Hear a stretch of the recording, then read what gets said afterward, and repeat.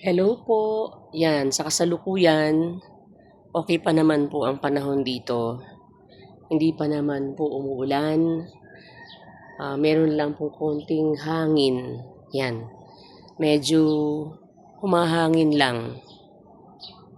Di naman gaano kalakas pa yung hangin. Yan, medyo gumagalaw-galaw lang yung mga dahon dahil sa hangin. Pero hindi pa po malakas ang hangin at wala pa rin naman pong ulan. Ito po yan sa Pampanga ngayon.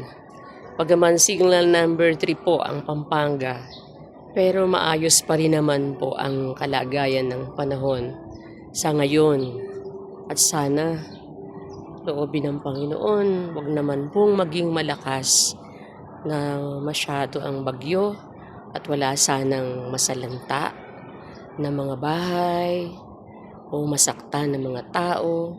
Nalangin po tayo sa Diyos at humingi ng kanyang awa. Dahil yun lang naman po ang pag-aasa natin para maingatan tayong lahat.